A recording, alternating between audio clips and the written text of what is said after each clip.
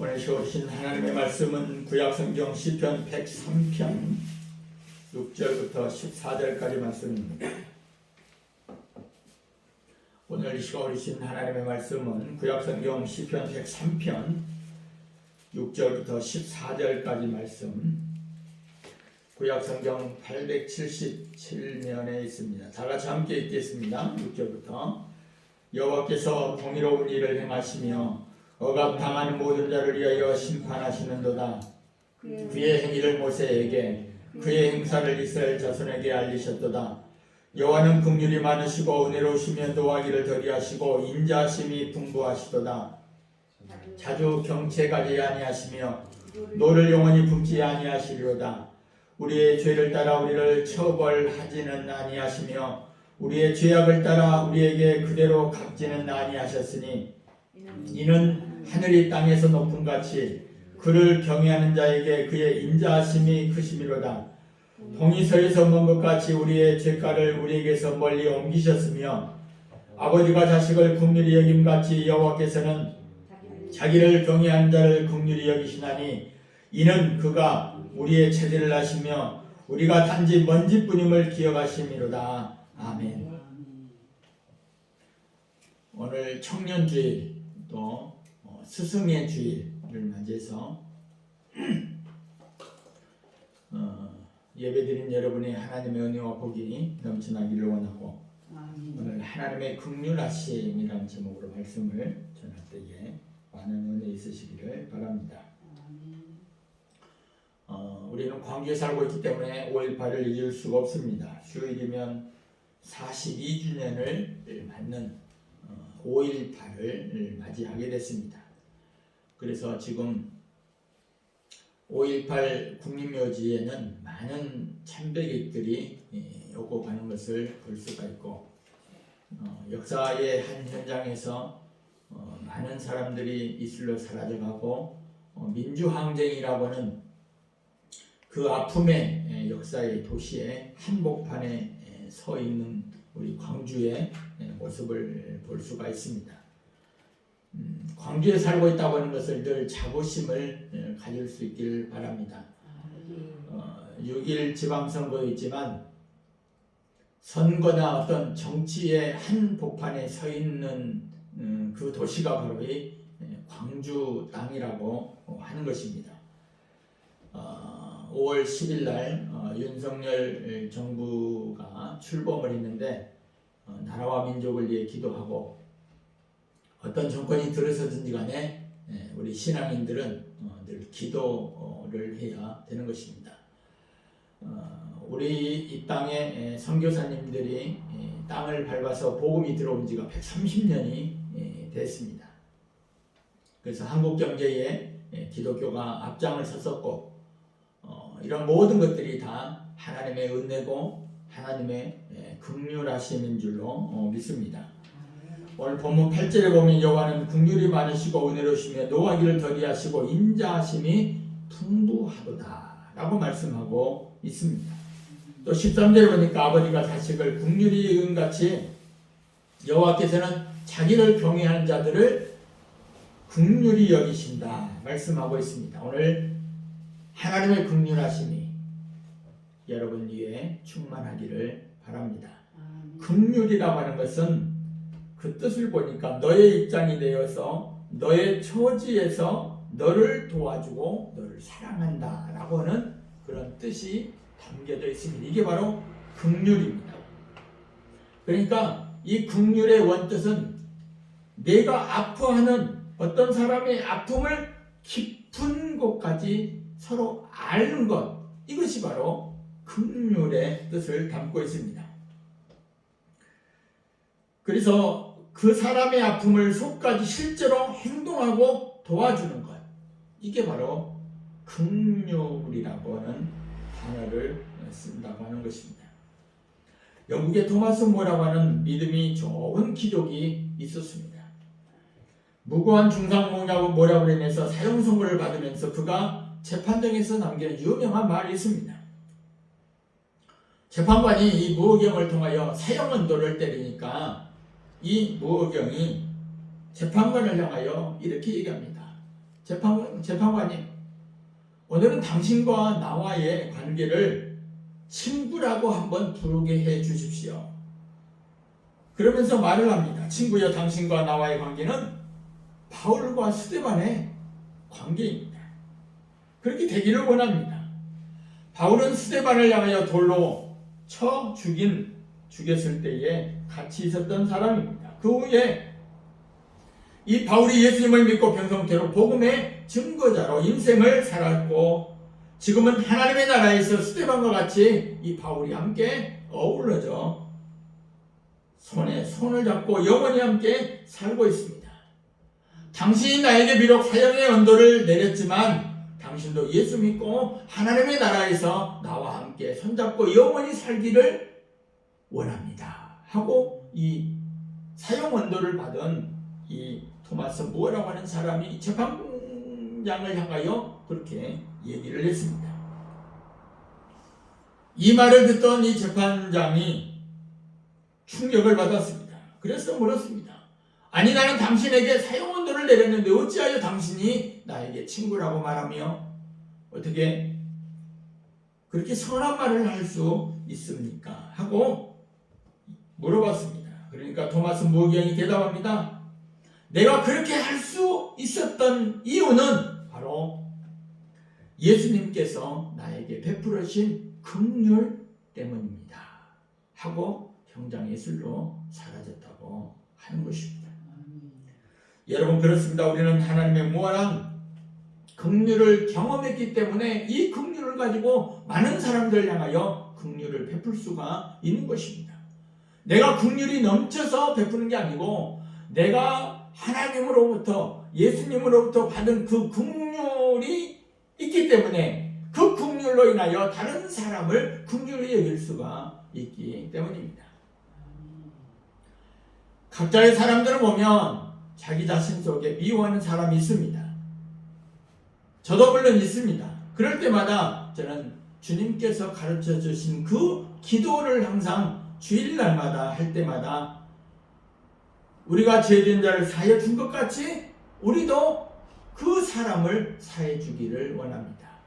그런 마음으로 속을 삭히는 제 자신을 생각해 볼 수가 있습니다. 여러분, 어떻게 해야 우리가 예수님처럼 긍휼을 여기는 자가 되겠습니까? 예수님께서는 그 모범을 몇 가지로 보여주셨는데, 첫 번째로는 예수님은 구원받지 못한 사람들을 보시고 긍휼히 여겼습니다. 최근에 매스컴을 떠들썩하게 했던 고 강수연 씨가 별세했죠. 뭐 죽었죠. 쉽게 말하면 나이 56세로 죽었습니다. 뇌출혈로 인해서 쉽게 말하면 죽었습니다. 한국 영화의 획을 긋는 그런 사람이라고 매스컴을 떠들고, 실제로 그런 위대한 일을 많이 했고, 어렸을 때부터 아역으로 나와서 죽기 전까지 영화계의 큰 별 중에 별인 이 강수연 씨를 생각해 봅니다. 근데 그가 갑자기 죽었습니다. 많은 재산을 남기고 죽었습니다. 사람들은 얘기합니다. 저 많은 재산이 앞으로 누구 것이 될까? 그런 얘기를 합니다. 또 안타까운 죽음을 슬퍼합니다. 근데 그와 동시에 똑같은 날 장례식을 치른 1970년대의 저항신이라고 할 수 있는 김지아 씨가 죽었습니다. 81세의 나이로 죽었습니다. 물론 보수 정권이 잡을 때는 그쪽으로 갔다가 오락가락 하면서 투옥도 당하고 어떤 그런 저항식으로 불린 타는 목마름으로 유명한, 저희가 대학교 다닐 때에 그런 민중항쟁의 그런 시로도 유명한 이분이 돌아가셨어요. 근데 두 분이 죽는 그런 매스컴을 볼 때에 그 위패를 보니까 고 강수연 이렇게 되어 있고, 다른 한 분은 고 성도 김지하, 이 두 개의 위패를 제가 매스컴을 통해서 보았습니다. 결국 쉽게 말하면 한 명은 믿지 않고 죽었고 한 명은 믿고 죽었다고 하는 것입니다. 여러분, 어떤 차이가 있겠어요? 두 사람이 다 죽었습니다. 한 사람은 천국에 갔겠죠. 왜? 성도니까. 성도는 하나님께서 이 땅에 믿는 사람들에게 부여해준 거룩한 이름이 바로 성도라고 한 것입니다. 근데 한 사람은 믿지 않았어요. 똑같은 사람이 죽었는데 우리가 부자와 나사로를 통해서도 볼 수 있는 것처럼 이 땅에 살면서 이 가난한 나사로는 하나님을 보고 믿고 살았어요. 부자도 살았어요. 그러나 믿지 않고 살았어요. 근데 다 죽었습니다. 근데 죽음이 통해서 갈라진 것은 똑같은 죽음이 아니라 하나는 아브라함의 품에 안기고 한 명은 지옥에 갔단 말이죠. 마찬가지입니다. 두 사람이 똑같이 죽었는데 어떤 사람은 그냥 이름으로 별로 많은 사람들에게 읽혀지고 안타까운 그런 사연으로 그냥 죽음으로 끝나지만 성도 김지아라고 하는 이름은 하나님의 생명책에 기록된 이름인 줄로 믿습니다. 이 땅에 살면서 예수를 믿느냐 안 믿느냐 이거는 그냥 안 믿는 사람들은 쉽게 그냥 간과해버리고 지나치고 스쳐 지나가는 그런 이름이 될 줄은 모르겠지만 그 예수를 믿느냐 안 믿느냐 그 차이는 천지 차이라고 하는 것입니다. 하늘과 땅 차이예요. 영원히 천국에서 주님과 함께 왕노릇하면서 사느냐 아니면 음부의 권세에 누른 지옥에서 사느냐 그 차이라고 하는 것입니다. 그래서 고린도전서 1장 18절에 보니까 십자가의 도가 멸망하는 자들에게는 미련한 것이요 구원을 얻는 우리에게는 하나님의 능력이 됨이라. 십자가를 바라보고 십자가를 믿고 십자가를 마음에 품고 받아들인 사람은 이것이 세상 사람들이 볼 때는 미련한 것처럼 보이지만 오늘 믿는 우리에게는 하나님의 능력이 되는 줄로 믿습니다. 이것이 바로 구원의 능력이라고 하는 것입니다. 그러니까 이 땅에 살면서 예수 믿는 것, 교회 다니는 것 이것을 하찮게 여기면 안 되는 것이에요. 우리의 생명이 결코 70이요 강건하면 80이라고 그랬는데 그래서 이 땅에 사는 날 동안 예수를 잘 믿어야 된다고 말씀하고 있는 것입니다. 그래서 예수님은 구원받지 못한 사람들을 아주 불쌍히 여겼다고 하는 것입니다. 마태복음 9장 16절에 보니까 무리를 보시고 불쌍히 여기시나니 이는 그들이 목자 없는 양과 같이 골생하며 기진합니다. 예수님은 세상에 있는 사람들을 볼 때에 신분을 보지 않습니다. 많이 가졌느냐 못 가졌느냐 그걸 보지 않습니다. 그 마음속에 하나님을 모시고 사느냐 살지 않느냐 그걸 보신다고 하는 것입니다. 목자가 없어서 어디로 가야 할지 몰라 뿔뿔이 흩어져 헤매며 고생하는 양처럼 그 무리를 불쌍히 여겼다고 하는 것입니다.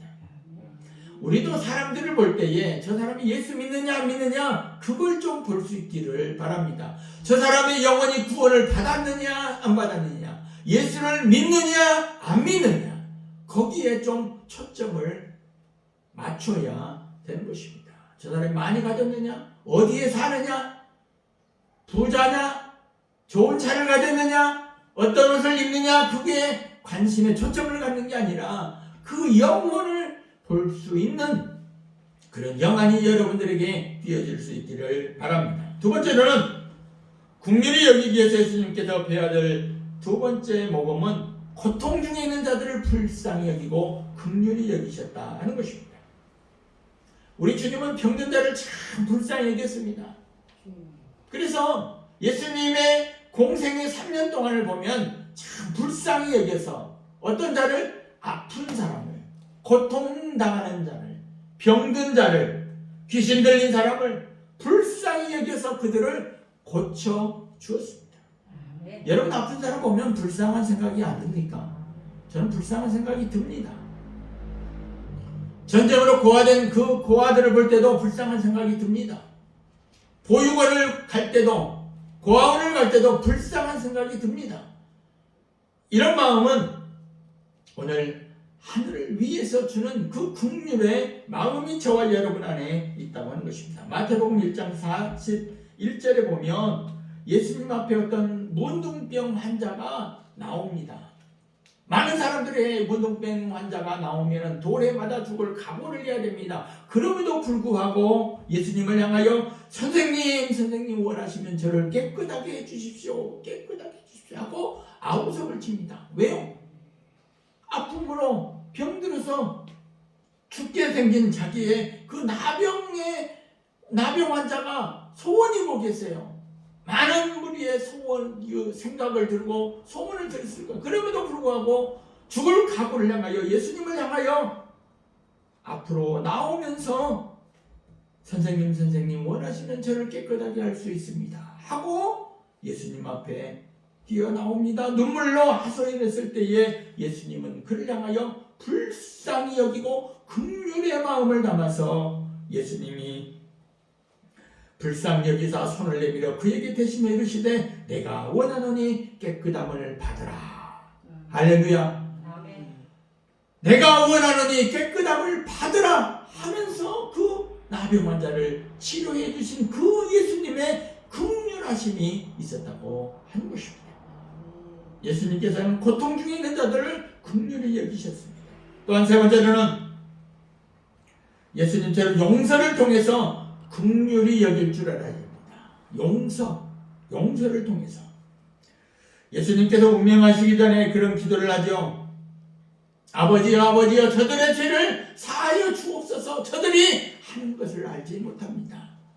저들이 지금 나를 십자가에 못 박는 것은, 군중들이 저러는 것은 저들이 하는 것을 알지 못합니다. 어리석어서 그렇습니다.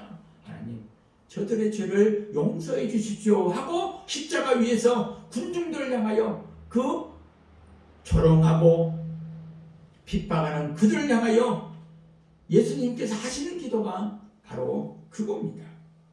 아버지여 저들을 용서해 주십시오. 불쌍히 여겨주십시오. 주님은 긍휼을 베푸는 자, 긍휼히 여기기를 원하는 자에게 오늘 행복을 약속했다고 하는 것입니다. 긍휼히 여기는 자에게 행복한 마음이 있는 줄로 믿습니다. 긍휼히 여기는 마음은 내 마음이 아니고 아버지의 마음이고 예수님의 마음인 줄로 믿습니다. 하나님의 마음은 평안입니다. 하나님의 마음에는 이기심과 갈등으로 인한 풍랑이 일지 않습니다. 우리가 긍휼히 여기면 하나님의 마음이 우리 안에 있다고 하는 사실입니다. 하나님의 마음을 소유하면 평안이 찾아옵니다. 그러므로 행복합니다. 우리가 구원을 받을 때 값없이 조건 없이 하나님의 긍휼로 구원의 판결에 쓴 줄로 믿습니다. 누가복음 6장 38절에 보면 주라 그리하면 너희에게 줄 것이니 곧 후이되어 누르고 흔들어 넘치도록 하여 너희에게 안겨주리라. 그러니까 너희도 헤아리는 그 헤아림으로 너희도 헤아림을 받을. 그러니까 우리가 용서하지 아니하면 용서받을 수가 없고 내가 긍휼을 베풀지 아니하면 긍휼을 나도 받을 수가 없다는 사실을 기억해야 되는 것입니다. 내가 긍휼히 여기면 나도 너를 긍휼하게 여겨줄 것이고 내가 다른 사람을 긍휼히 여기지 아니하면 나도 똑같이 너를 긍휼히 여기지 않을 것이다 라고 하는 것을 기억할 수 있기를 바랍니다. 마태복음 6장 14절 이하에 보면 너희가 사람의 잘못을 용서하면 너희 하늘아버지께서도 너희 잘못을 용서하시려니와 만일 너희가 다른 사람의 잘못을 용서하면 하늘에 계신 너희 아버지께서도 너희 죄를 용서해 주실 것이다. 너희가 사람의 잘못을 용서하지 아니하면 너희 아버지께서도 너희 잘못을 용서하지 않아. 그러니까 네가 다른 사람 잘못 용서하면 나도 용서해 주고 네가 잘못을 용서하지 아니하면 나도 너를 똑같이 그렇게 대하겠다 하는 것입니다. 우리가 하나님의 긍휼하심을 입은 자로서 다른 사람을 긍휼히 여길 수 있는 여러분들 수 있기를 바랍니다. 하나님의 우리를 불쌍히 여기시면 우리는 얼마나 행복한 사람이 되겠습니까? 그래서 시편 기자는 시편 23편 5절 이하에 보면 주께서 내 원수의 목전에서 내게 상을 차려주시고 기름으로 내 머리에 바르셨으니 내 잔이 넘치나이다. 내 평생의 선하심과 인자하심이 반드시 나를 따르리니 내가 여호와의 집에 영원히 거하리로다. 하나님의 집에 영원히 거할 수 있는 자가 누굽니까? 바로 긍휼을 베푸는 사람인 줄로 믿습니다. 어떤 사람이 천국에 갔습니다. 이런저런 얘기를 하다가 하나님과 대화를 합니다. 그래, 그러면 내 재물에 대해서 한번 들어보자 하면서 얘기합니다. 그러니까 이 사람이 자신만만하게 얘기합니다. 예, 부동산이 제가 200억이나 되고요, 유가증권도 있고요, 현찰도 많습니다 라고 그렇게 이야기할 때 하나님께서 그 사람의 입을 막습니다. 아니 그게 아니고 네가 모은 그 재산이 얼마인지 나는 관심이 없어. 네가 재테크를 얼마나 많이 한가에 대해서 관심이 없어. 그럼 무엇에 관심이 있으세요? 하고 물었습니다. 하나님이 말씀하십니다. 내가 그 재산을 가지고 얼마만큼 다른 사람들에게 긍휼을 베풀었느냐, 네가 가지고 있는 그 재산을 가지고 얼마만큼 다른 사람을 도와주었느냐. 마태복음 25장에 보면 참 재미있는 얘기가 있어요.